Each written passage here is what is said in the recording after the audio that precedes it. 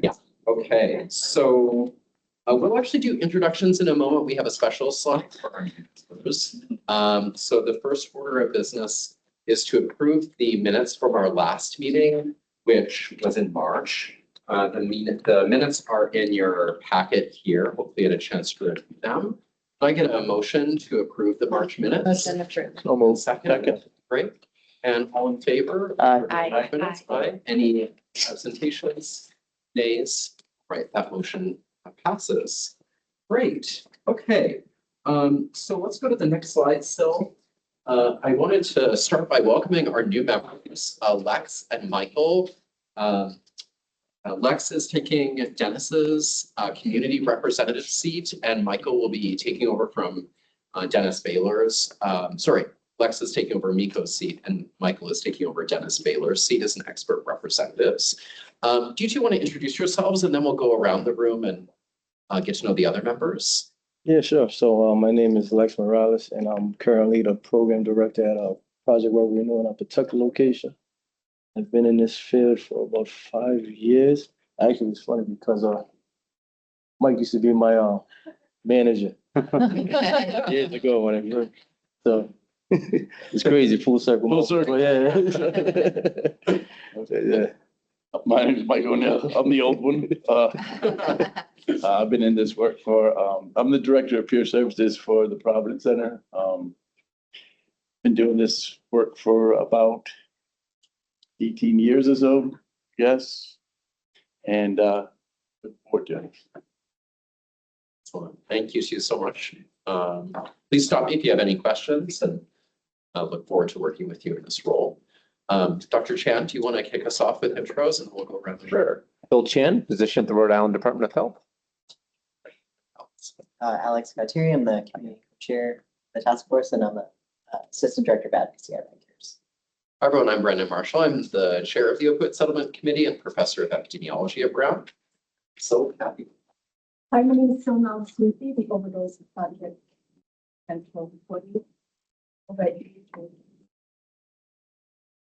Kathy Schultz, Director of the Governor's Overdose Task Force at AOHS, and AOHS staffs the Opioid Settlement Committee. Amanda Valentino, I'm a magistrate in Superior Court. One of the calendars that I handle is a drug court, student recovery court. Jake Bazillion, I serve in the Rhode Island Senate. I'm the designee of the Senate President, and I represent pretty much from right over here all the way up to the other side of Providence College, if anyone's wondering. Sean Lacey, Town Manager Wesley, Washington County Representative. Hi, everybody. Julia Harvey. I'm an attorney in the healthcare unit in the Attorney General's office, and part of my work is managing the opioid settlements. Jeffrey Brun, the fire chief in the town of West Warwick. I'm the Kent County representative. Hey everyone, I'm Alex McAdoo, Chiefer. I'm an assistant professor of epidemiology at the Brown School of Public Health. Rachel Ferrara, Human Services Director for the City of Providence, and I'm the mayor's designee. Patricia Resenti, Senate Policy Director, but here in the capacity of Bristol County Representative. Maria Santos, real estate agent from Cranston, and I represent Providence County. My name is Mark Donnelly. I'm the fire chief in the city of Newport, and I represent Newport County. Excellent. And just in time, Director Leclerc, would you like to introduce yourself? Prince Leclerc, Director, PhD. Great. Okay. Thanks everyone for coming on this beautiful day. We'll go to the next slide still. So we have a really interesting agenda. This is one of my favorite meetings actually, where we get to hear recommendations from our community and from the task force specifically. So we'll spend most of our time on number 5. Kathy and Alex will walk us through those recommendations. Really for you to keep in mind as we start the process of actually looking at the budgets and the recommendations for fiscal year 2028, which we will vote on in August, our August meeting. Before we get there though, I just have a few updates for you and a presentation from Dr. Chan as well. I don't think we'll take the full 2 hours, well, famous last words, I am the time. But we do have 2 public comment periods as well for additional feedback from our community members. Okay, go to the next slide. So this one. So just a brief update from me. I wanted to highlight that we've been really well represented at various national network events and convenings and support type of technical assistance entities. I presented at the National Conference on State Legislatures. They had a workshop on overdose prevention in Philadelphia in April, which went well. And then I'm attending the National Opioid Settlement Conference in Denver in June. So I'm happy to report back anything and everything I learn at that conference that's relevant for our work here in Rhode Island. Dr. Chan attended NASHP, the National Academy for State Health Policy convening, and he'll walk through what some of his insights from that conference in a moment. They're really great. They hold a monthly call with all of the opioid state administrators. That includes Kathy, and I'm able to join as well. So we're constantly sharing insights from other states through these kinds of mechanisms.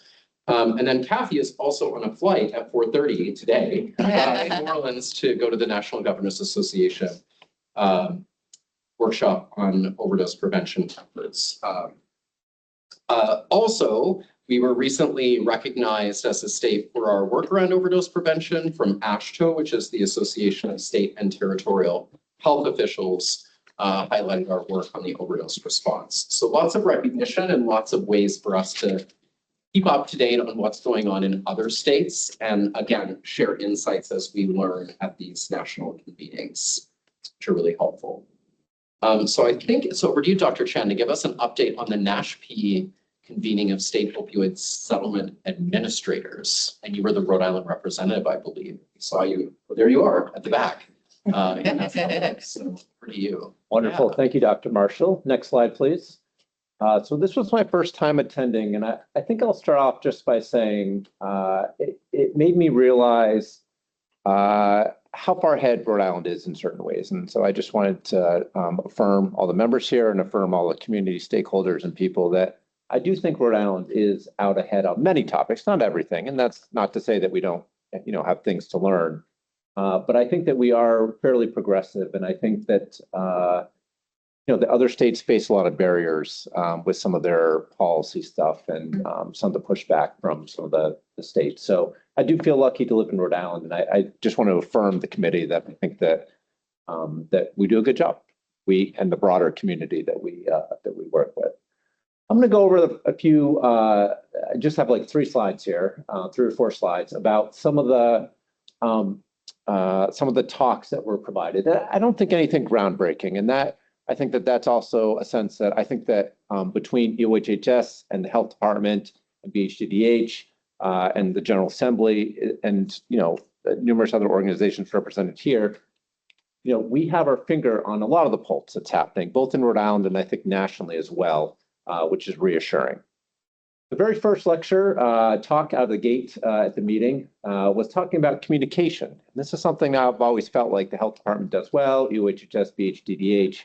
But they were talking about how to get the message out and how to work with media, how to address difficult media, et cetera. And it just made me think, I think for me, one of the take-home lessons was, I think we do a good job communicating our message, various messages that we decide on throughout the year. I don't think a lot of people have heard about the OSAC committee. Maybe that's okay, but it's just one thing that we may want to think about as a committee, as an example of kind of the good work that the state does in partnership with the community, whether or not we want to highlight some more of the successes from this committee specifically in what we do. I think that the average person out there doesn't really know what we do. So that was one thing I took away. And I'd also asked a question about how to address difficult media, because I think as we think about this too, when we think about sort of the political spectrum, there's I think a lot of times we preach to the choir. And I think one challenge in public health has been how to address misinformation, miscommunication. And I think the people that we want to reach aren't the people that that normally sit in this room, right? It's the people that, maybe, that don't pay attention to this topic and maybe a little bit different parts of the political spectrum. So just thinking about how to engage folks that maybe aren't part of this conversation and how we tailor our message and whether or not we should think about how to highlight some of the work that this committee does. Next slide, please. We also had our own Becky Boss talk to us about some of the financing of substance use treatment. This was fascinating because the main message was that no one really knows how much money goes to substance use treatment and prevention. There's no well-defined mark for this. And the last data that we have is from over 10 years ago in 2015.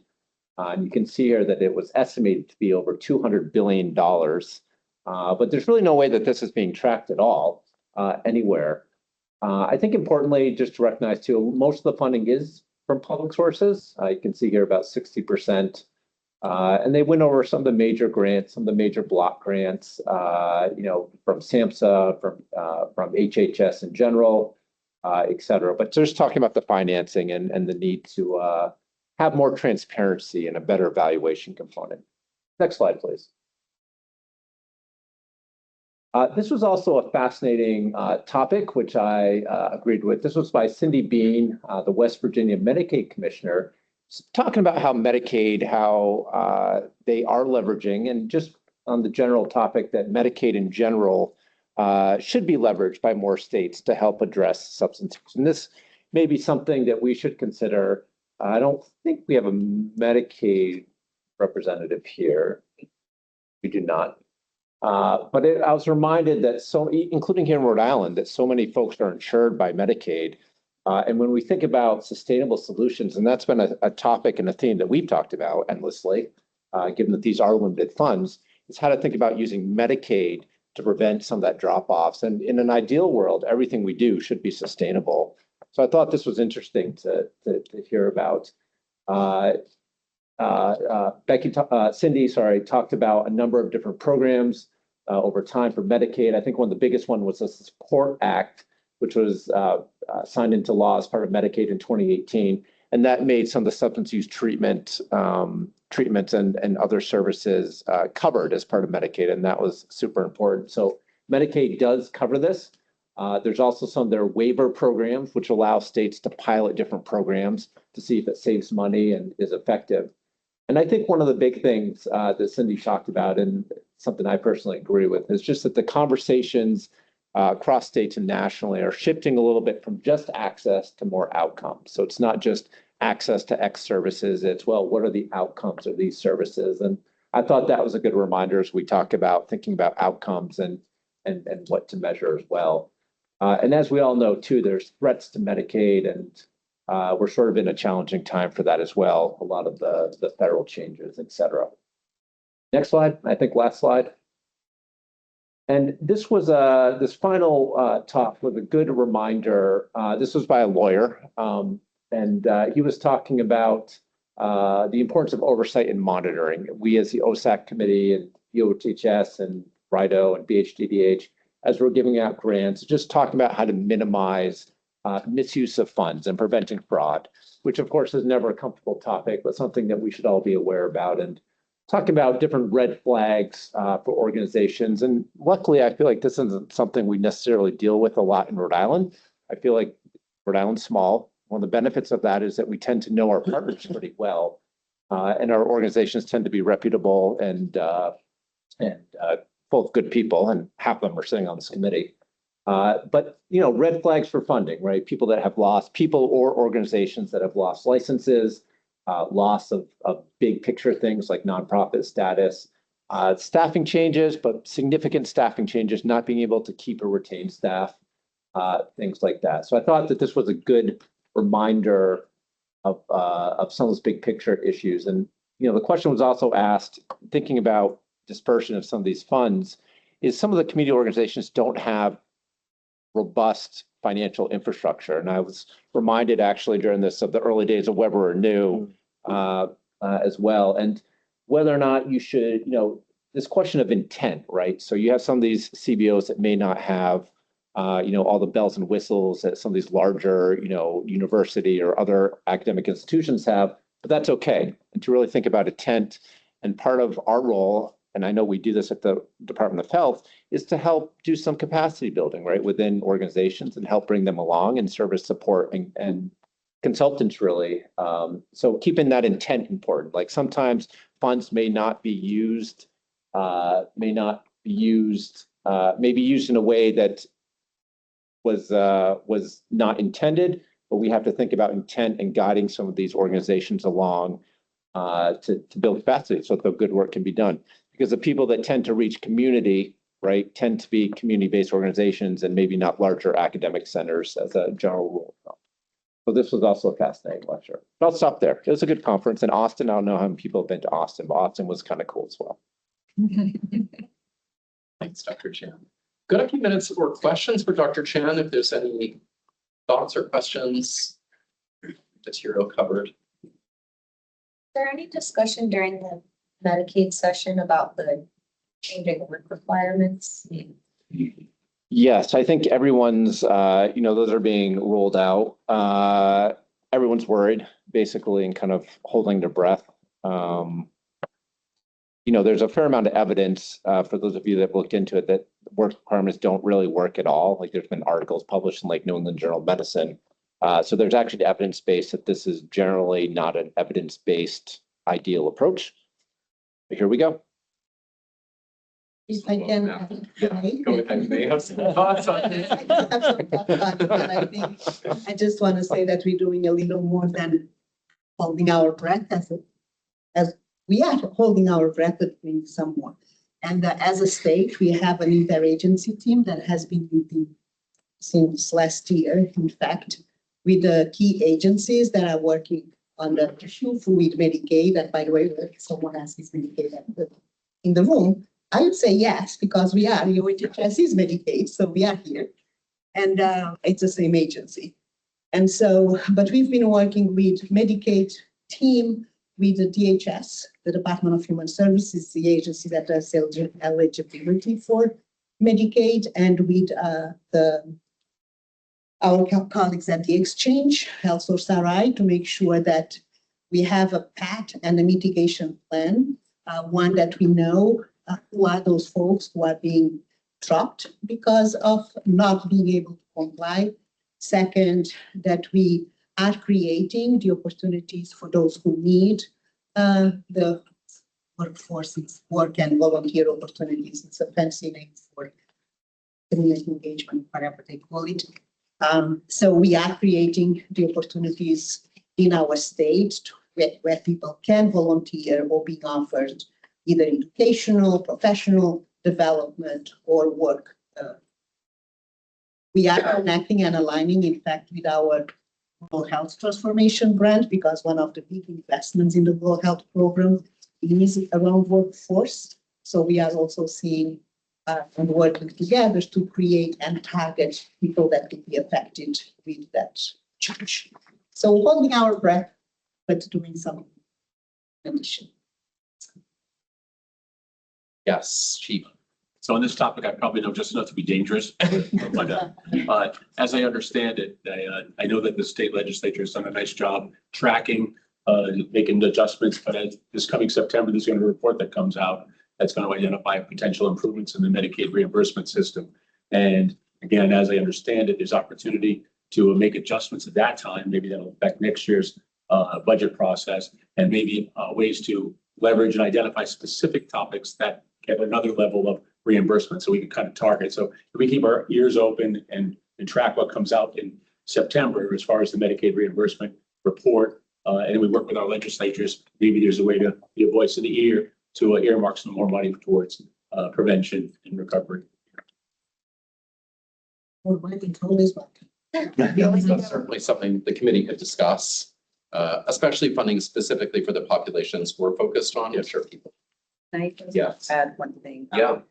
Just a reminder, some of you may not have been here. We did have an overarching, very small presentation of what the Assistant Secretary was speaking to. James Urjat did join us, and it was a few months back, just as a reminder. Some of you might not have been here, but we are more than happy to continue to bring that information to this group because I think it's important if you're all interested. The other thing is getting into the programs. We are, interagency with BHDH, the Department of Health, really looking carefully as we're looking at our programming to make sure that we're thinking about what you had just said about some of the areas that could be impacted by the HR1 or federal changes. So there's actually a line item right now specifically for treatment that is for uninsured. That kind of existed since the beginning of OSAC. It was something that was a priority of this group. One quick thing that some of the experts in the community may be helpful, in fact, and Dr. Chen specifically also with his medical. And Dr. and Dr. Leclerc. One of the exceptions that exist in the law for work requirements or community engagement requirements is what they call medical workers, and there are specific diagnoses that have been identified. And so substance use and behavioral health, it's one of the categories of considered medically fragile that would be exempt from those requirements. But that's a vague term that means many things. And so having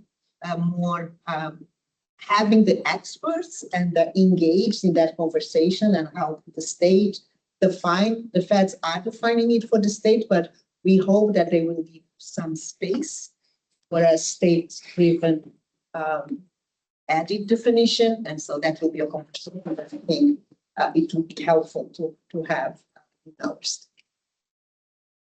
And do you know when you'll hear from the federal government with those details? Your guess is as good as mine. Every time you ask, they will tell us, we're told coming soon. The soon is not a date, but that is what we get. Right. We're working very closely with Medicaid too. I want to thank you for correcting me because I shouldn't do that. My bad. But yeah, we meet with them on a regular. Patricia and then Julia.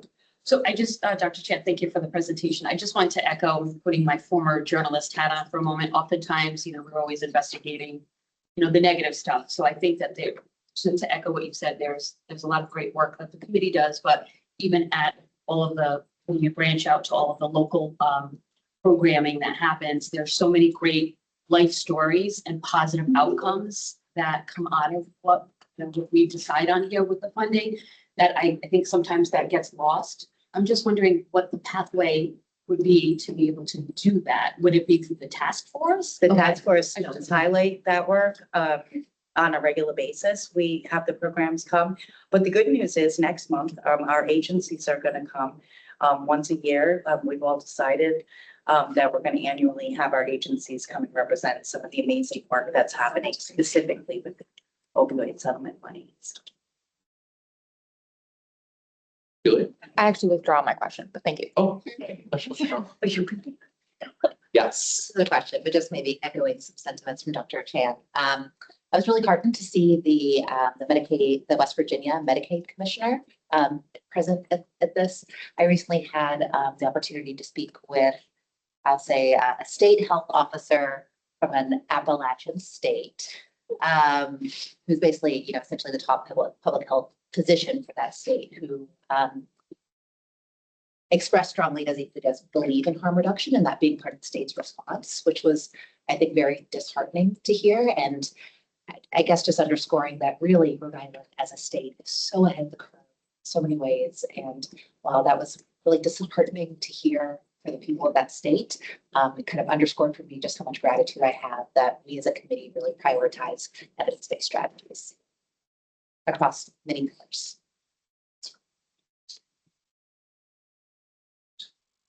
We'll move into our first public comment. We don't have a big crowd today, but we do have people on Zoom as well. Yeah. So we'll open it up to the floor for public comment. This is the one of the two public comment periods, so we'll have another opportunity as well. Anyone in the room? Okay. Any questions on Teams to come in? I think that's through the chat, right? So. I don't see it.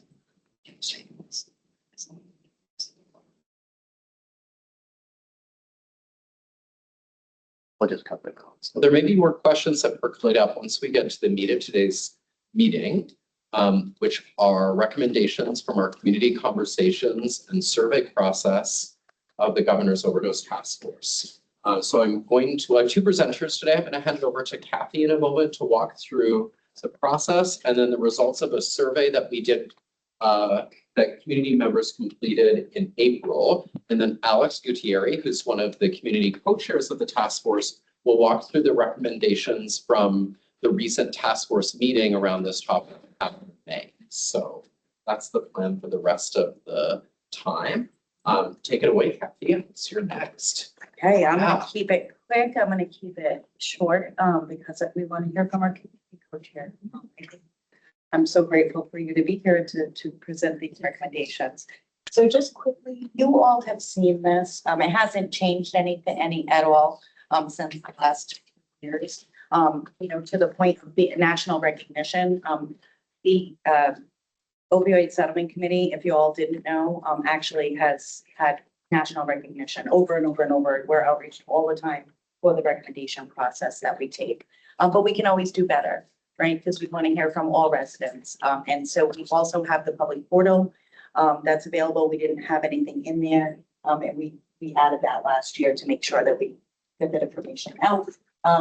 We're doing the report out now, as you can see in the process. The last thing that's a little bit different and extra is our partners at Brown have offered to also put together a sort of comprehensive summary of all of the community input from the survey to the community conversations that you'll hear about.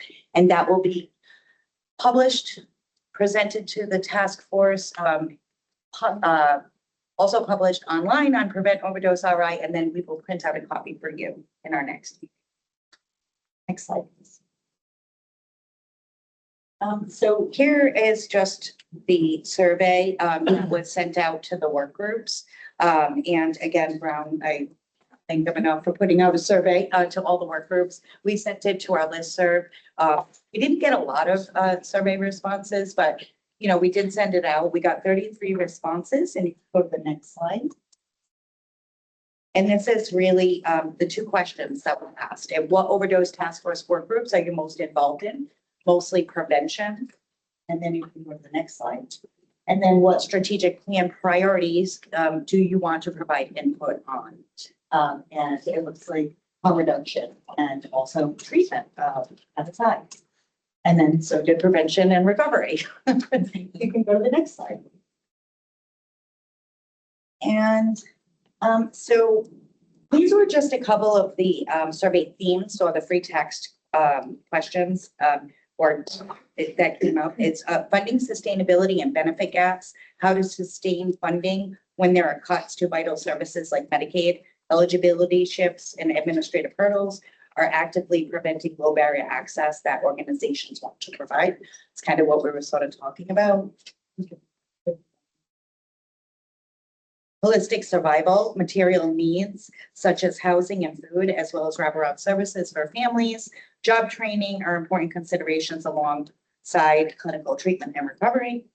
And then finally, harm reduction and navigating unknown drug supply, the challenge of keeping pace with emerging substances and the resulting long-term health impacts, reinforcing harm reduction concepts for the public and loved ones. So that was basically it from the survey. And then again, we're going to pass it on to Alex, but I wanted to show you before I hand it over to Alex, there were 286 responses from the community conversations with the task force. And we sort of broke it down so you can see a visual of the areas that had the highest amount of responses to it. And as you can see, so we split social determinants of health into two because historically it's a lot of different areas. And that one is really focused on housing. And there's a couple of other things that were sort of added in here. And Alex is going to bring us through all of that. So I'm going to keep it really brief, like I said, and I'm going to hand it over to our committee. Thank you. So you can kind of follow along with me here, but we compiled the feedback from both in-person conversation that we had a couple of weeks ago here at the DOA, and then had our online component as well for folks that joined us in Zoom. We compiled the feedback to show what's going well and to see what fits in the recommendations, what fits in strategic priorities, and then what doesn't fit in there. So how we did that, we had the virtual, and so along with the Brown, we published those summary results for this committee, and really to inform the work here. We had quotes from the community conversations that will be shared publicly to the PORI website, and email copies will be shared out. If you can go to the next one. All right, so the main topics or the themes for this brainstorming activity, we had the 8 buckets. So for the in-person activity, we had 8 poster boards and people went around with the sticky notes and they could pop them up for all of these emerging themes. The online participants had a form that they could fill out and enter their responses in there. So they could see what their areas of focuses were. And you'll see that in slides. Next for me. So our open-ended questions that we asked folks as they went around the room, as they were thinking about those 8 domains were, what are the most significant issues or topics for this area that need to be addressed? What is going well in the priority area? So what programs are working, what people are providing the most impact, and where are the opportunities for impact that we could be doing better? Who is not at the table that we could bring in?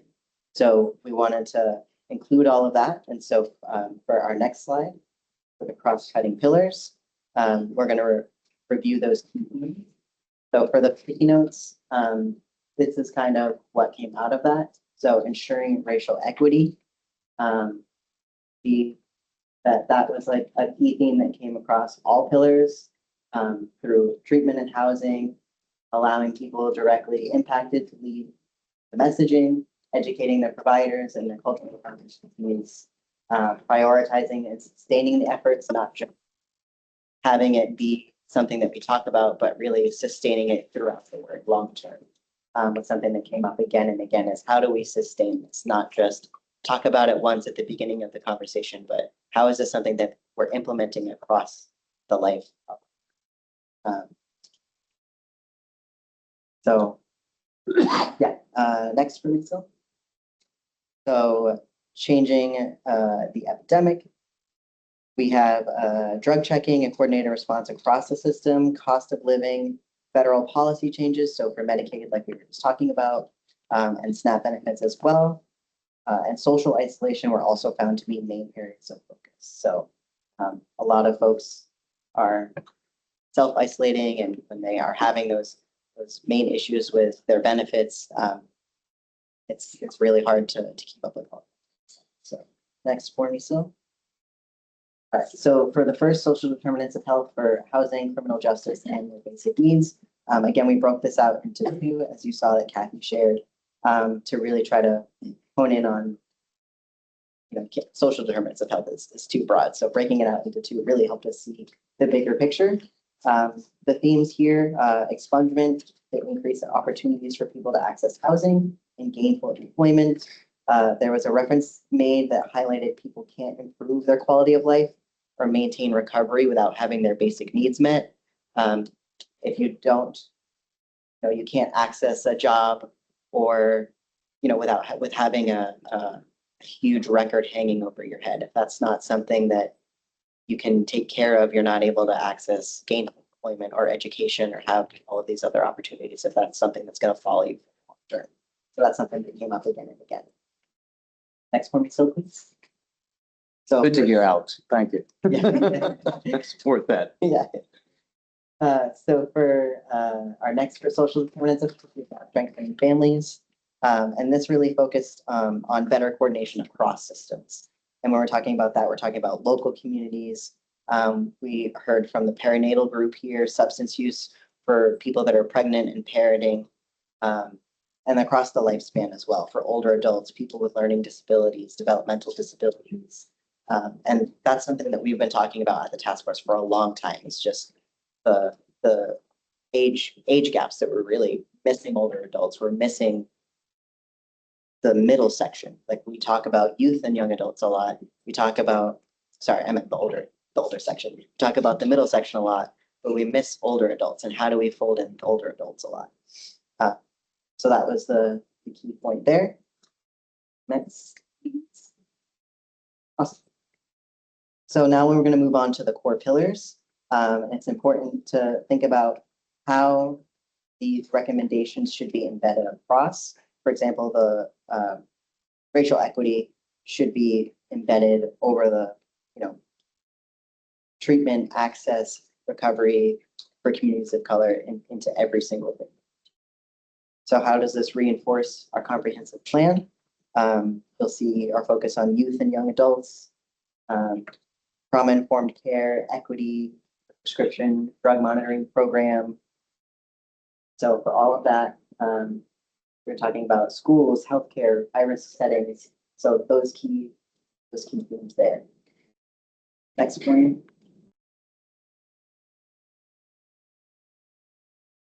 So harm reduction and rescue.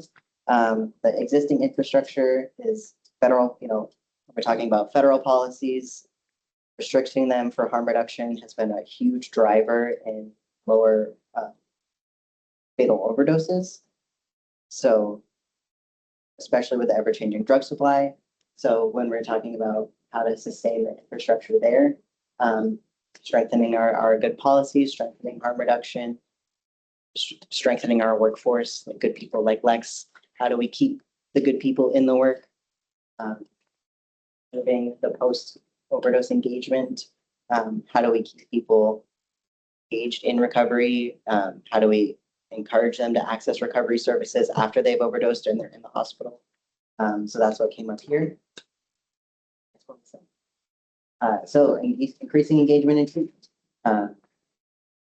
Ensuring equitable and low barrier services. So something that comes up a lot, especially if we're talking about cross-cultural and racial equity, having that not just culturally competent, but culturally engaging and sensitive. If somebody is Spanish speaking, there are no Spanish speaking recovery houses. So that's something that came up a lot, is seeking access to a Spanish speaking recovery house, Spanish speaking peer recovery workers.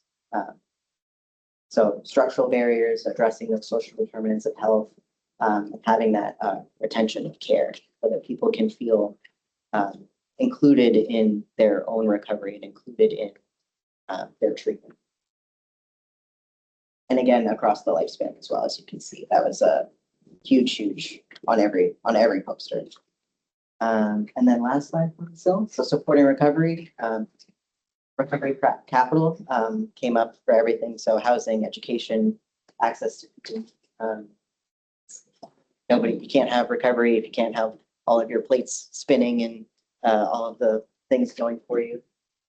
So cultural domains, strengthening the recovery-oriented systems, professionalizing the peer recovery workforce. So that's something that came up a lot as well, is how are the good people like Lex and his team going to continue to provide those resources and be the people on the front lines if they're not being taken care of as well, if they're not able to lay their head down at night and be working 2-3 jobs. If we as a system can take care of them better, then they can take care of the people who are still out there using substances better as well. So supporting that long-term recovery and the intergenerational stability across the lifespan as well. So addressing the most basic needs, it's the key thing there. So I think, Kathy, do you have anything to add? Thank you. That's what I got. Thank you guys for letting me join your meeting today. Appreciate it. Thanks, thank you. It's great. So we'll open it up for questions in a moment. Again, just as a reminder, the goal here is to hear some of the priorities coming up from community members and the task force members to help inform the decisions we'll need to make and vote on in August around allocating funding by pillars. So the idea was to hear where the community is feeling there should be priorities, maybe more focus, less focus. So hopefully this is helpful for all of you as we move towards the vote in the August meeting. So would love feedback, questions or comments, either to Alex or Kathy or just in general to the room. Yeah, Dr. McNamee, kick us off. Thank you. Again, really fabulous presentation, super duper informative. And totally okay if you don't have additional info to answer the question. But I'm curious if you, from the conversations you were part of, happen to recall, have more detail to expand upon the point under social determinants of health, strengthening families, about sustaining and expanding support for pregnant and parenting individuals. So I was curious if there were like perhaps more specific recommendations about how that may shape. I don't remember. That's totally fine. For I read it all. I can't say I remember it all. What it really is talking about is we, as of right now, if you all aren't aware, The opioid settlement funds are funding, the perinatal, work, that's happening. And that's that peer work, that is out there, boots on the ground, really supporting pregnant people, and really breaking stigma. There was a presentation last year when there were updates from the agencies, from the Department of Health. That program is at the Department of Health. And they're doing amazing work. So it's just kind of and it was, you know, yeah, it's always talked about. Last time we went over these recommendations, it was a hot topic as well. Thank you. I know that this comes up all the time, but the question of housing. So I know there's a lot of conversations going on in the state about housing, and it seems like perennially it comes up as one of the major barriers. Maybe I know we have a new housing secretary. It may be interesting to have someone who's an expert on this come and talk to us and just talk to us about progress being made. And I think from my perspective, my position I still struggle to get people into housing. Like nothing has changed in 10 years. So from my perspective, I would love to see if there's a plan and sort of timeline for implementation. And I think part of it too is meeting expectations, right? It's like, you'll sometimes come to these housing meetings and like all these good things are being done, but also meeting our expectations as community members and professionals about when we can expect to see some change. So those are some of the bigger picture questions. I know that some of you are having those meetings, but it may be good to present to this diverse committee. And definitely bring it here. Not just housing department and invite the secretary to join us for a meeting around housing conversations, but there are also targeted efforts that from a housing perspective, we have a housing program. It's a grant that we manage out of UHHS, which supports from RIDO impact, and it's a grant from the Department of Housing to support folks staying in their homes. But I think so that can be happening. One comment I was going to add that made me think of is that we have all of these efforts and these investments, and we point to housing as a big investment in housing that we are doing in the state, and we're doing better, but we're doing it in a siloed approach. And what we have not been able to do in an intentional, strategic, consistent way, it's say, how do we bring all of these different state agencies together and really focus on developing a plan and a vision for how do we, at least at the state level, address the social determinants, the health-related social needs, doesn't matter how you call them, but how do we do that together and leverage each other resources? So it's one big project that UHHS is has started to do last year, to really just bringing folks together, and from a money perspective, working with OMB, Office of Budget and Management, to identify what investments are we making right now in the state in those different areas that we could maybe leverage better and be more intentional on how we navigate and create a statewide system. So we don't put the burden on our community partners, but we create something that they can be like. So at the beginning phases of development, and we'll definitely reach out to folks here. Can I just add to, I forgot to, oh my God, I didn't know. It was on the. I just, Whoever did. with relation to housing, one of the, so we receive funds from SOAR grant, right, to pay for recovery housing. I get $100,000 a year, but it can only go to state recovery houses. Like, there's a lot of limits on what we can do with it because it's federal funds. At one time, when it first came out, it was opioid settlement money that was used to be able to provide people with gift cards for food, basic needs. Like, people come in there hungry, right? I mean, like, it's really difficult to talk to somebody about finding a path to recovery or finding a path to housing, anything, when their stomach's growling. But that's changed. So the housing thing is just really limited for us in our capacity right now. It can only be a state sanctioned recovery house. I mean, I've personally given like $500 million to these folks in the last few years, and it's like very small.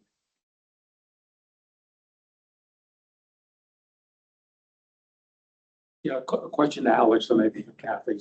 I know we have these community conversations on a regular basis. Is there anything that jumps to mind as to what we found in this most recent round of community conversations as to that may have changed our priorities, enlightened us in another area, highlighted something that wasn't highlighted before? Or is it confirming what we felt was were the priorities the last time, should be the priorities this time? Does anything jump out at us? Because there's a lot of information. We have this on a regular basis, just wanting to know what things have changed in terms of what feedback we're getting. I think that it might not have come up in the community conversation. It might not have come up in the community conversations, but it's been being talked about. It was that sport cross collaboration came up a couple of times. If you read this, you'll see it, that it says coordination in a couple of the different priority areas. And one was the housing, and it was talking about better coordination to the point that Assistant Secretary was talking about. And then there was another one of the pillars too, is like really making sure that we're coordinating efforts. One of the things I just happened to look at the whole thing. So what's going to be wonderful is we're going to have the summary. So I think that would be a better way to look at it, because this is just going by Kathy's memory and sort of trying to get as high level as possible so that we weren't here for 6 hours reading it. One of the things, and I want to just acknowledge Magistrate being here, the task force itself, we did add membership there. The Department of Housing, or the Executive Office of Housing, has a seat. There was also recognition that the courts are here as well. So there was some recognition of bringing more, but it's more about how do we put that to action. So to your point, that was one of the things that really, and also expungement. That was in there several times. Justice involved, expungement, the barriers, basic needs. It was all about basic needs. We sort of always see that, but it was more specific about justice involved, reentry programs, helping people to, become employed, and to get housing, right? Can I jump in on that real Yes. quick? Yeah. I did check down to my left to see if my colleague from the House, Representative Hull, was here. He's not. So I guess I'll explain a little more in depth. So I appreciate you highlighting the expungement stuff. I cannot speak as an expert, but I can at least give some just abstract, some kind of 30,000-foot view observations as to what I've seen in my day job at Justice Assistance, where since November of 2023, every month, working in coordination with the Public Defender's Office, we've had an expungement clinic that is open to members of the public. They self-register on a very predictable basis. It's reservation-based. We've been able to increase some capacity now that we have an attorney on staff, courtesy of a Rhode Island Bar Association grant. And so right now we see about, depending on how many folks show up, there's about 45 appointments a month on that one day, where these individuals also have the opportunity to come in kind of an open house setting and meet with our medical assistant, meet with our employment placement specialist, meet with like an intake coordinator, a number of different individuals, and then also the individual from the attorney from the Public Defender's Office, one volunteer attorney, and our staff attorney. And I will just say that it's anecdote after anecdote, but the common theme is that for a lot of folks, you have folks that come in with some active charges and they're just looking for advice, which is great too. That's why we're there. But many folks who years after their sentence has completed, they've long since paid their quote unquote debt for society, if you even want to say that, that they are still dealing with the collateral consequences of that conviction. And all the preconceived notions that come with having to talk about it, and all the barriers that are put in their way, whether seen or unseen, as it relates to housing and as it relates to employment predominantly, right? And if you're not having money come in your pocket and you're not having a roof over your head, then how can anyone expect you to succeed? And so I appreciate you highlighting that. I'll just say that for 3 years now in the Senate, we've worked, it is not perfect. It is not, I shouldn't say that.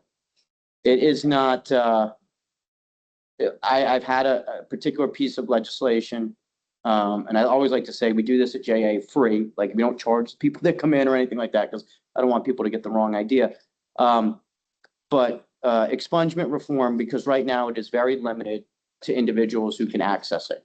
Right now, you can only access it if you have one felony and nothing else. That is nobody really in the history of charging patterns in the state, as I'm sure that, well, it's a very limited pool, as I'm sure the magistrate would also say.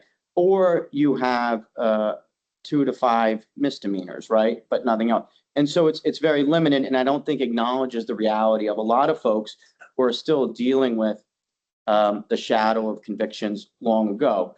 And so as it relates to the individuals around this table and the mission that we're charged with dealing with, my bill is pretty in line with that. Again, the Senate's passed it 3 years in a row. It's now languishing on the House floor for the last 3 weeks.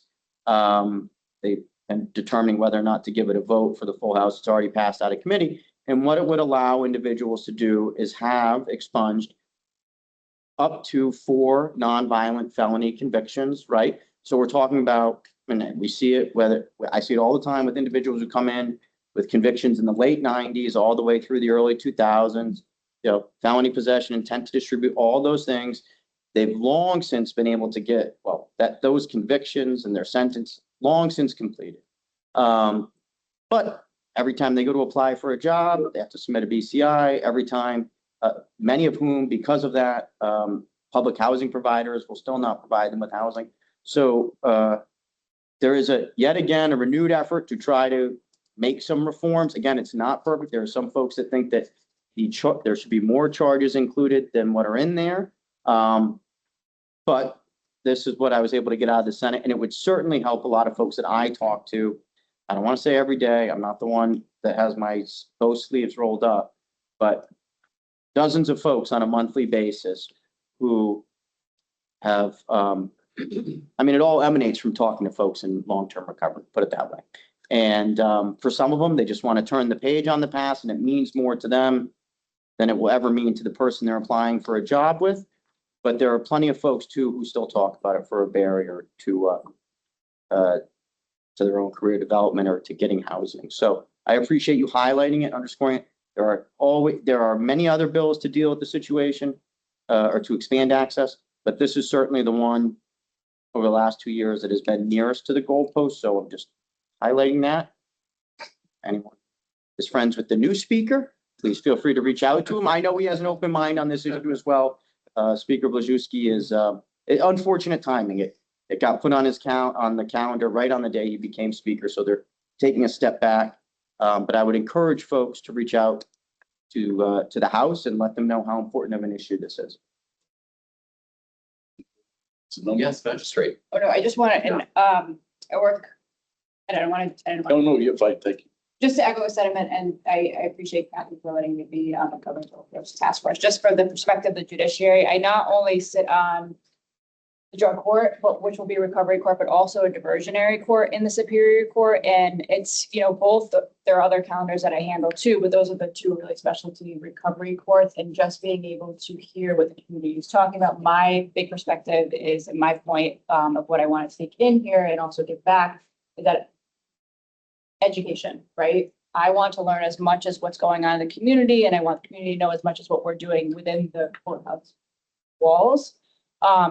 Because it's really important to me, and I really truly believe that sitting on these 2 calendars specifically for the last 3 years, as everyone says, recovery is a process. It's something that is like a lifelong process, and it's never, it needs to be sustainable, right? So I can't get an individual to where they need to without getting basic needs addressed, especially in the drug court program, where it's a high risk, high need population.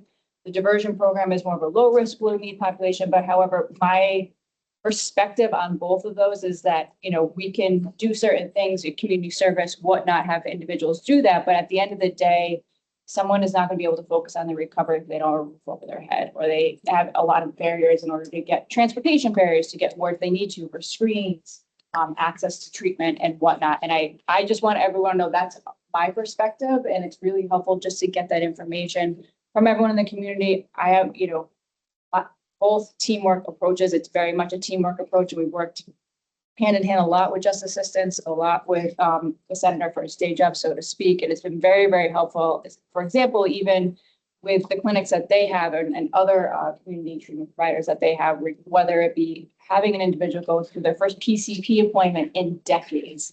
That's huge. That speaks volumes to just getting someone on the right track in order to get back into employment and not even just a job, but a career, so to speak.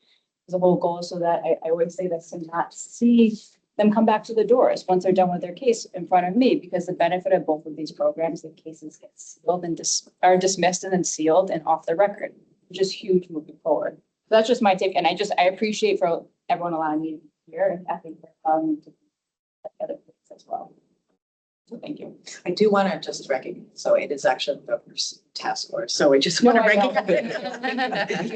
But I'm glad that I reached out to you. I think there was Michael and then. I think you asked about the bill number, is it? Yeah, that's. So it's the bill that's on the House floor right now, and they kicked it to the calendar in June. It's the only bill on it right now is 7079.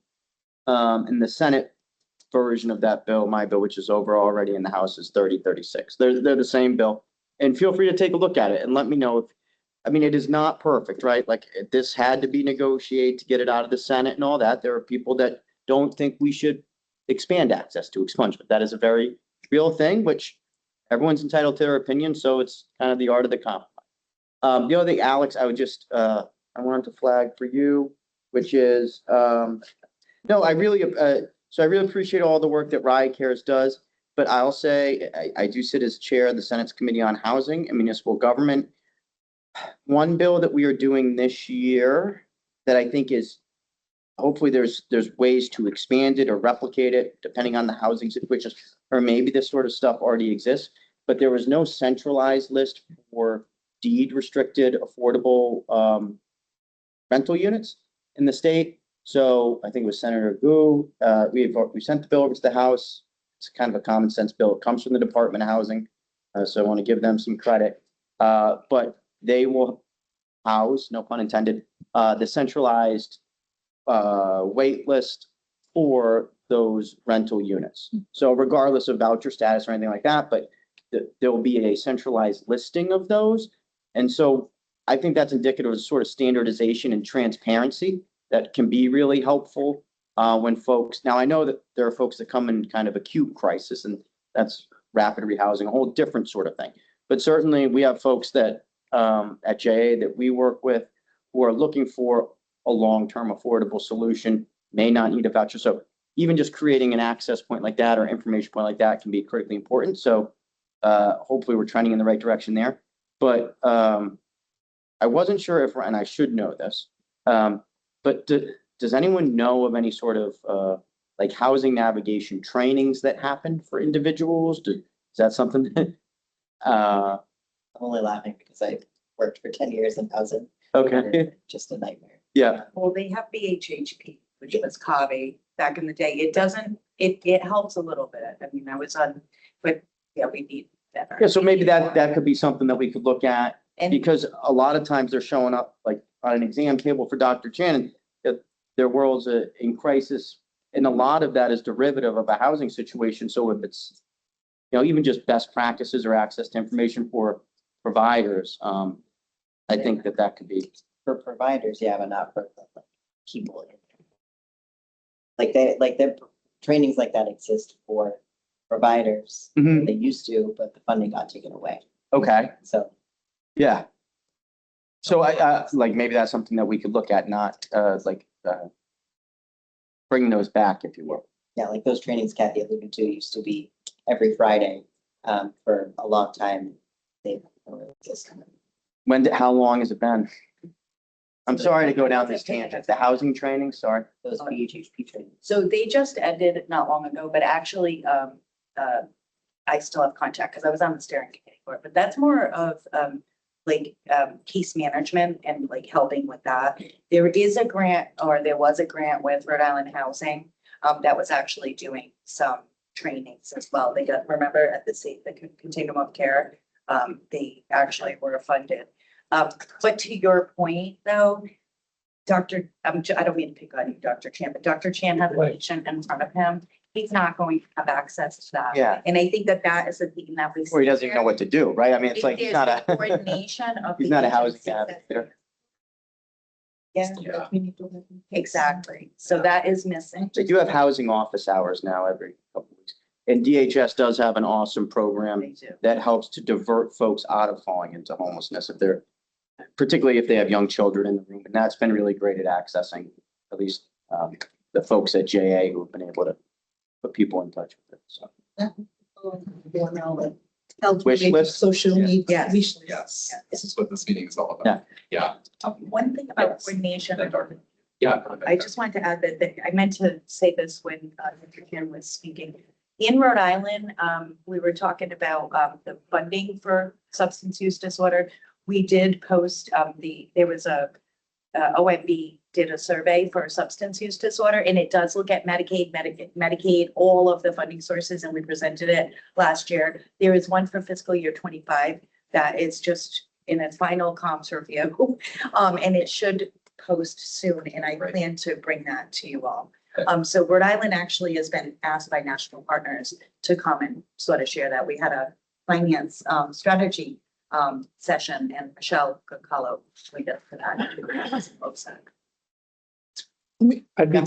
We'll go Alex and then Phil, if you don't Yeah. mind. Yeah. Yeah, following up on this piece over here, I was curious, sorry, just had a quick clarifying question. If there's a particular action item or like person we should contact if we want to help to advance the bill that would expand expungement, or if there's nothing at this stage, that's also fine. What? Where's Ripple? Yeah, I mean, I think that, so the House sponsor is Bob Craven. I think, the easiest way to just start generating traction on a bill and seeing where folks are is just rep hyphen, or in my case, send hyphen the last name at rilegislature.gov, and just to email, say that you support it and ask about that. That's the least intrusive way to show traction. I'm looking to get it done, not blow myself up in the process, I guess is the best way. I'm always quite candid about how it works behind the scenes, so. Thank you. Yep. No, it's a good question. Phil. Just going to go back to the senator's point about so I think one of the questions about housing is that if I were to ask you all, like if you had a person that didn't have housing in front of you, how many people would know what to do? Like I wouldn't, I would go get someone who knows, but I think it's like becoming a specialty unto itself to like figure out how to get housing, but it needs to be able to be communicated and translated to like me, you, like everyone, right? There needs to be a system, and I think that that's maybe something that the health department can help with, OHHS, BHDDH, is how to communicate that just to people and help set some communication parameters around that. Well, you two do, yeah. I mean, you do a lot of the work. And I don't mean to put you two on the spot, but I'm just curious, like, what's best practice? Like, do we call someone? Do we put every wait list imagine? Yeah, just give me a call. Day or night. I have a feeling you've said that to a lot of people. Your phone doesn't stop. My phone doesn't stop, but it's availability is really Right. like one of the issues. I mean, there's a lot of other factors that are going to come into place when you're trying to house them. One of my folks, they may have some criminal involvement. There may be a number of things, right? Besides they have no money. So those are all barriers too. But I mean, I can get somebody housed like for a night or for a week. I can get temporary housing. Do they have a family? Then that's a whole, But when you were speaking, Senator, and you mentioned about like if somebody presented in front of Dr. Chan, I was like, even having a resource, like having something compiled, whether it be the Department of Health, that like here are some resources that, if you needed them. I don't know, like in your practice, that would be something that would be, you could execute, you know what I mean? But if there was something you said, somebody presents and tells you, yeah, I'm struggling with this and I don't, I'm unhoused. What are you supposed to do with that as a physician, as a caregiver? So if you had some kind of, call Lex, what I mean? Here's a number, call, I'll call Mike Bonino, or it's like next steps. What can you do in mean, when I worked for the transitions clinic, I worked closely with Dr. Trimber and Dr. Brown. And Johnny has a community health worker. And that was like one of our main things, and just connecting with other organizations to make sure people get the services. But housing is hard because again, the majority of our clients have, BCIs, and that's a whole other barrier. Talk about sober housing, that's a lot of organizations can't help for housing. They use a certain amount of grants. There's a certain amount of times they can use grants. So I think you can get yourself a community health worker for now, or peer recovery specialist to support you. And that's what I did. Like I worked closely with the clients. Like I have like a whole caseload of folks I would work with, depending on their needs. And housing is one of the hardest, especially with folks with evictions as well, because they stayed so like 10 years. Yeah, so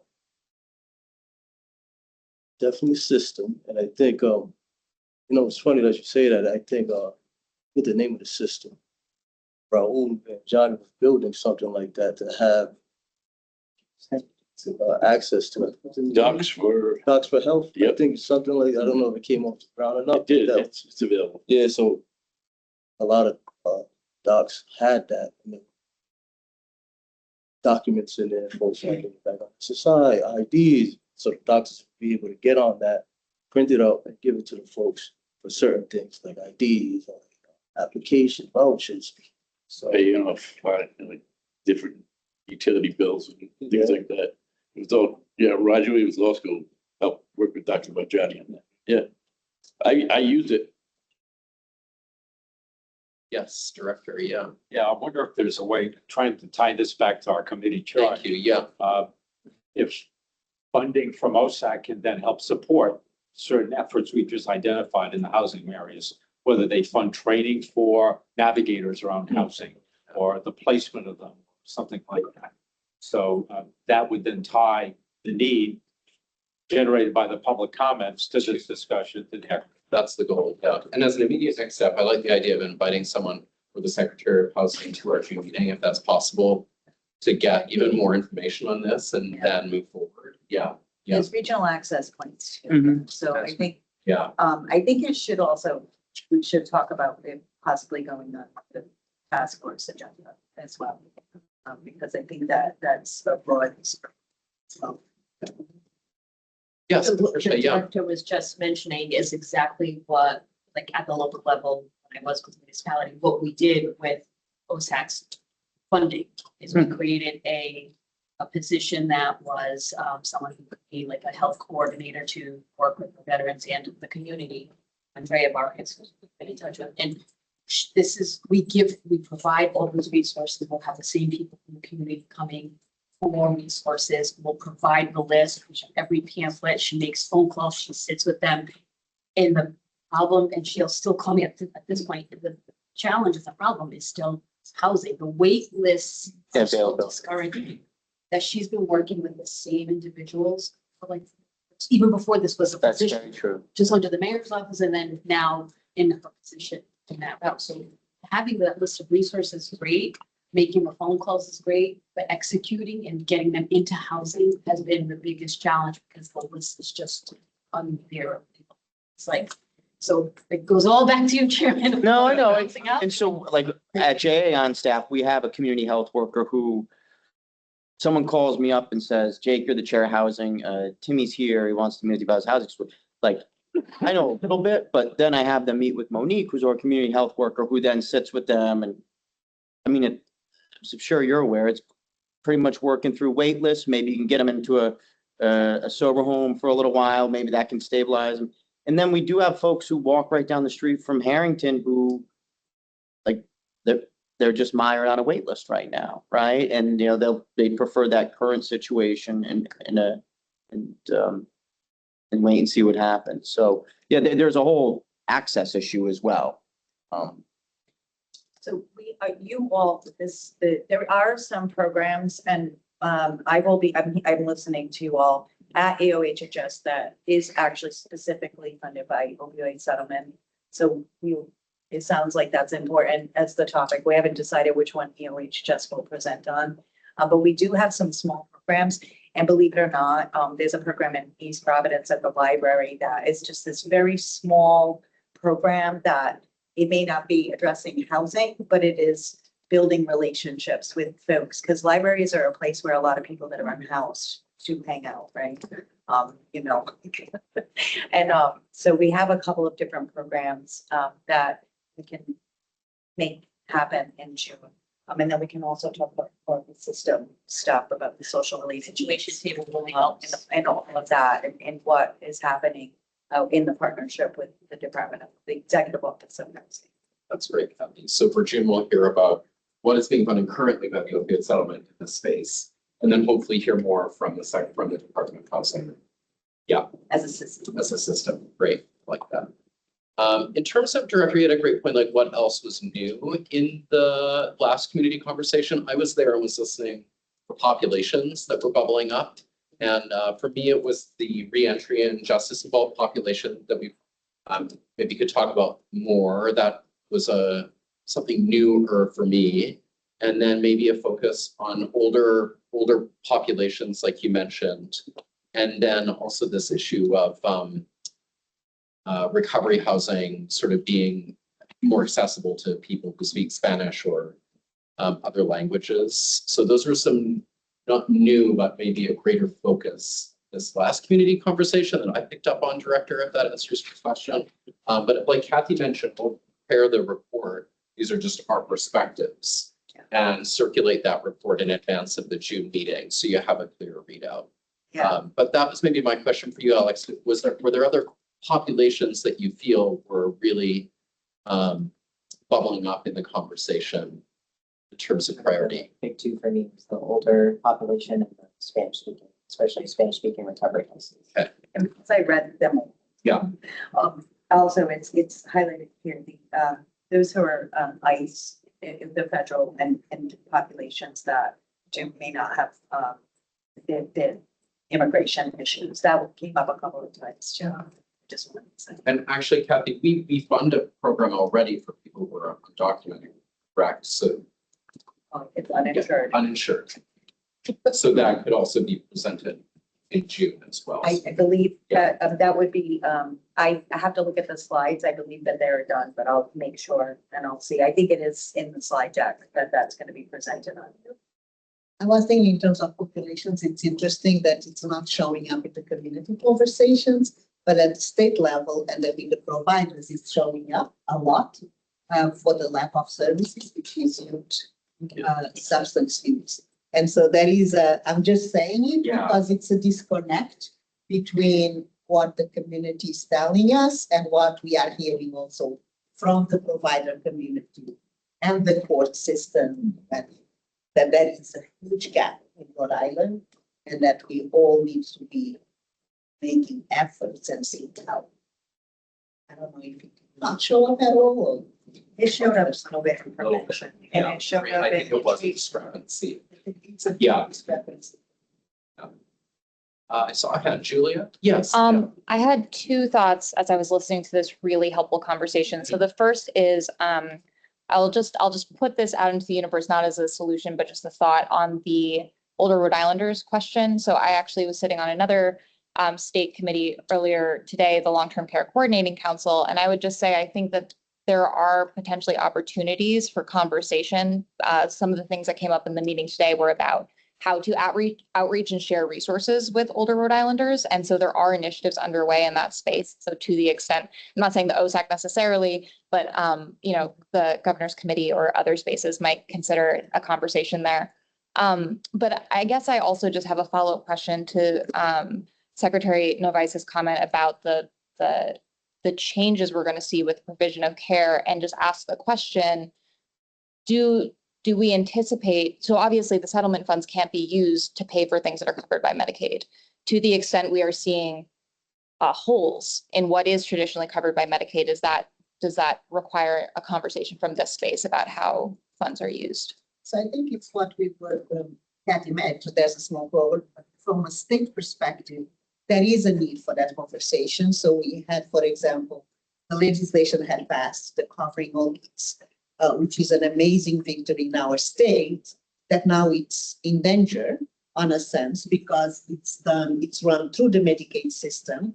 And there's a question that we have from the feds, do we need to run that program differently? Because if it's run through the state official Medicaid system, MMIS system, as we're doing right now, the way we create, it's like people have a card that is just a little different from the Medicaid card that allows the system to distinguish those two. One it's paid only with the general revenue, the other one we claim match.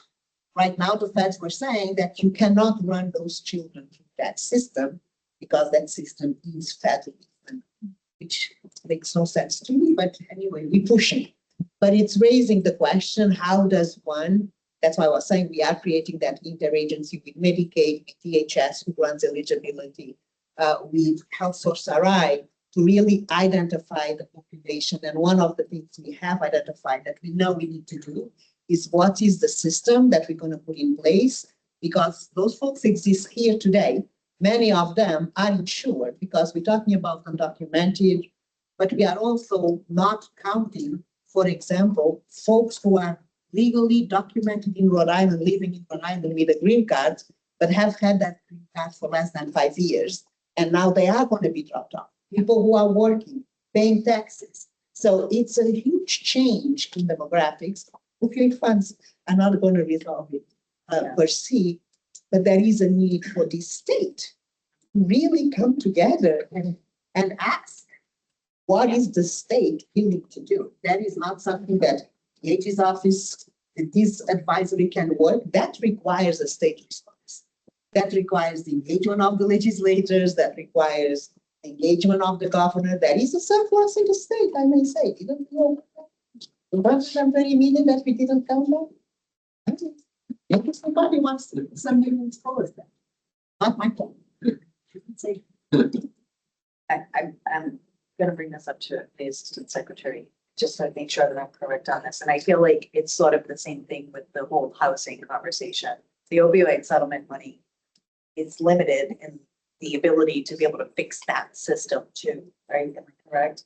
It's almost like it's more of it's a bigger issue, just that, it's limited funds and it's not something that's gonna be ongoing. We need subsidies. I mean, I can tell you all this, that you need capital, you need operating, and you need subsidies. Alex has heard this story many, many times from us in our world in housing and homelessness. And the reality is without all three of those components, you're still gonna be hitting walls. And it feels like it's something that's bigger than just the opioid settlement, but it's very important that you all understand what is happening. I mean, it's what I was talking about the system for health-related social needs, because most likely, as all of you said, the person who shows up needs the housing, most likely needs housing because they don't have a steady job, they don't have food, they lack professional education, or even education in general that was interrupted by the trajectory of their lives. And so we need to have a system that is truly not siloed, looking at one social determinant, one socially related need in isolation, and forgets the whole person. We need to have these systems be person-centered and not determinant-centered, and then starting with the person, with the family, with the communities, and then spend out and do the necessary alignment, policy alignment, leveraging resources that we can do. It's not that there's need for political will, for just plain will to fix things and not operating in silence. It's much easier to just do my job at UHHS and forget about housing and everybody else because I'm busy. We can all claim that, or we can say we are all busy and we have a big problem to address. That's it. One last thing about, you asked, Director Clear, you had asked about what stood out, right? These are actually in order by what was most, just so you know, and that should have been mentioned. Sorry, Alex, I didn't tell you that. These are actually in order by what was raised up the most, as we did that. That was done in that way. And to that point, number one, for strengthening families, improve coordination between education, health, housing, and criminal justice systems. And then it was said in another one of these is about that. That was the biggest takeaway. And that's what we've been talking about this whole time. Really, it's breaking the silos. Okay, before I move us into public comment, I guess my question for the committee is what else would be helpful for you as we start to look to making the decisions around the allocations in August? We can have presentations from folks who are working in housing. We'll continue to report back as we learn more about the rules around the Medicaid changes, so that's on our radar. We'll hear from the programs, the agency's funding programs in June, and hopefully it will be helpful to crosswalk what are we currently funding and what are the priorities bubbling up here. So that crosswalk we can do in June. Is there anything else that would be helpful in terms of content or information for all of you as we move through the summer into the allocation process?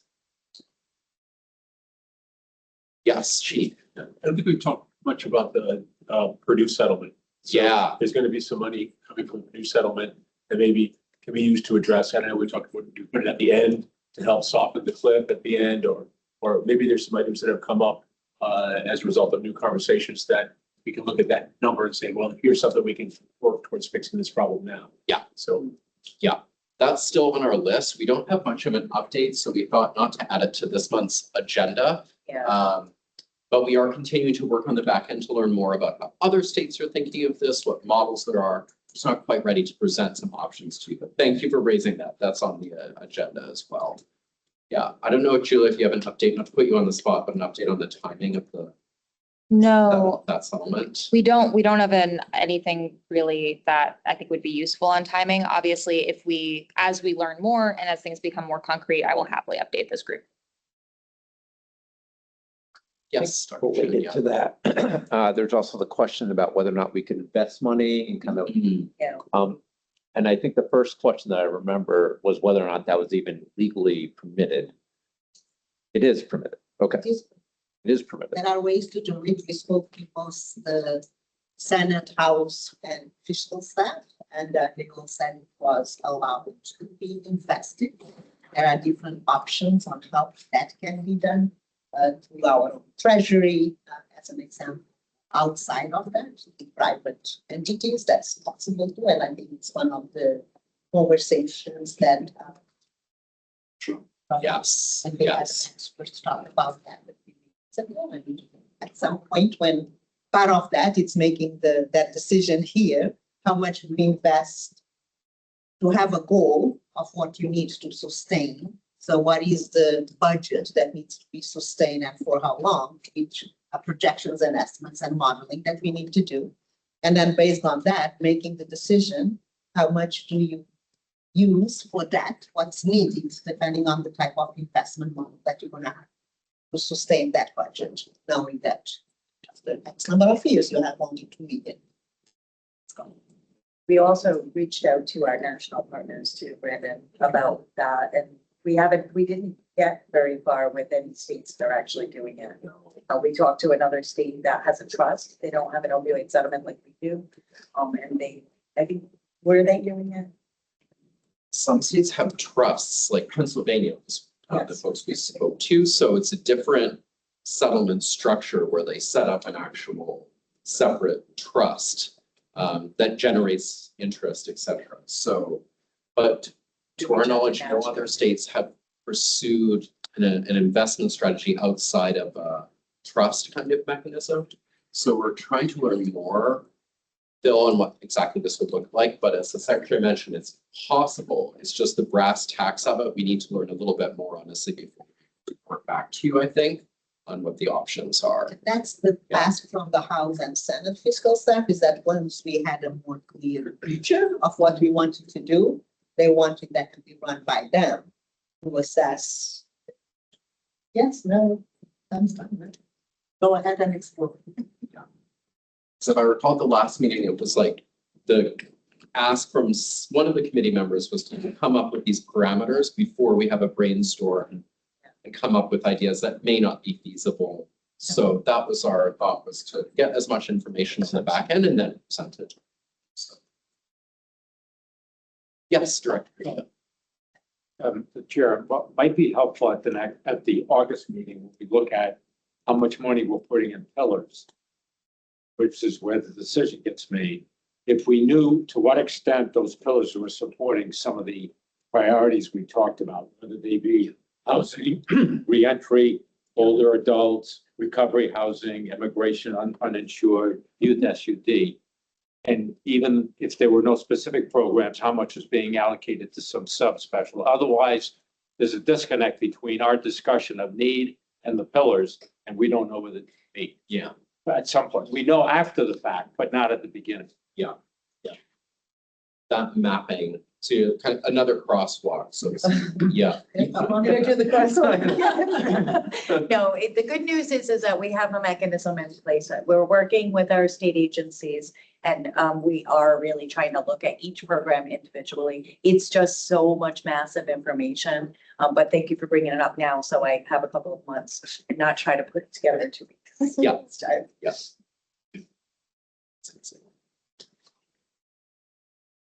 Anything else? Any other questions for Alex while we have you?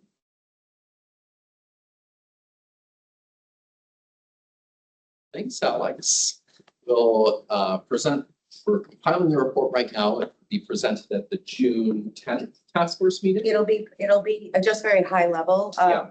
So while I have the floor for a second, because if anybody drops off, and I may have to leave because I have to get a flight.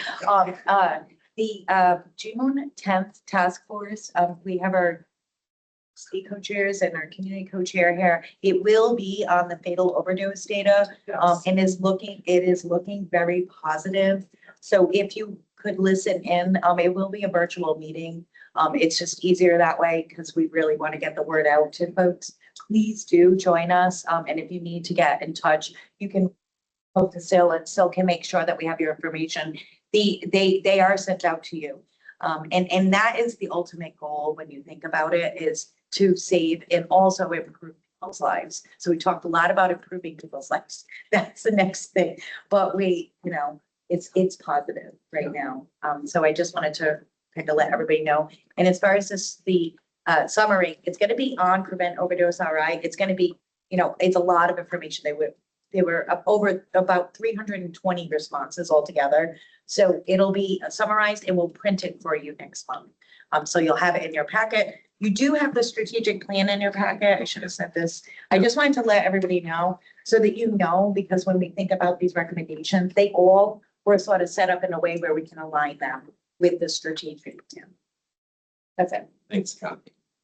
Yeah, that was what I had forgotten. The overdose, the epidemiologic data, we'll go into detail at the June task force meeting. We can do a brief summary at the end of June in this meeting, but it is super helpful for you to attend the task force and hear the details on that information. Okay, let's move to our final public comment period so Kathy can get to the airport. Yes, please, the floor is yours. Greg Grosstein from Behavior Health Group, the Regional Outreach Manager. First, two statements. One for the magistrate, Doug Valentino, who I met a year ago and stated that I'd be help creating a bill to cover recovery court. And I know it's in the final process to make it named as recovery court. So I want you to utilize those words today. I thank you very much on doing that, the bill with John Testoni to help put that through. So thank you for starting to use recovery court instead of drug court. Number two, I visited probably 90% of all the shelters in Rhode Island, and listening to this and hearing what's going on as well. And one of the best things, these two gentlemen in front of me here, and we have magnificent people that work directly with people. And when we talking to the people that are running like Open Doors and other shelters, the staff members have talked to me about needing programs to come to them. They come to Anchor, they're fantastic. They come to Project Renew, but going to the shelter itself and giving people hope where they are bedding down would be wonderful to be able to do. The staff members are saying here, they just feel downtrodden. They don't see hope, and maybe something to look at as programs to come right into the shelter would be very helpful. Thank you so much. Other public comments on Teams? No, just a question on when the next OSAC and, meeting is. There was a comment from Sarah Edwards. Right. Housing is incredibly difficult to navigate, and even when you are able to navigate it, the wait to become housed is unreasonable. Also, we need an increased and well compensated workforce to help navigate housing, not just piling onto our peers already full. Thank you, Sarah. Take it. Anything else? Kathy? Any other questions or comments from the committee members? All right, next slide. So speaking of the next meeting, actually, here's the schedule for our summer together. No vacation. It's busy. Yeah, so the next one is on June 24th. This is where we focus on the agencies present what is being funded. So again, hopefully we can crosswalk that with some of the priorities we talked about today. And we'll also look into getting a speaker around housing for you at that meeting as well. And then we start to think about the actual allocation vote at the end of August. So in July, we usually put together additional materials that you might ask for. We've done a straw polling before on different scenarios to get a temperature check on how the committee is feeling with different funding buckets. And then in August is our large consensus vote. So that's really important for everyone to attend if possible. And then we take a break, and then October is a placeholder for special topics. Medicaid might be a good one to come back to, for example. Yeah. And we can also get feedback from all of you on what other topics you'd like us to cover. So that is the plan. If you have feedback on the agenda, please let us know. Yes, go ahead. Can I just add for June? Yeah. That's going to be a very packed meeting because Yes. it's going to be a lot of information from the agencies. So I don't know if it's okay, would we mind sort of holding off on another presentation? That would be too much of an agenda. I don't think it would be time in June. Sure. If you can have that, we are going to get the text. Yes. Sending like people from.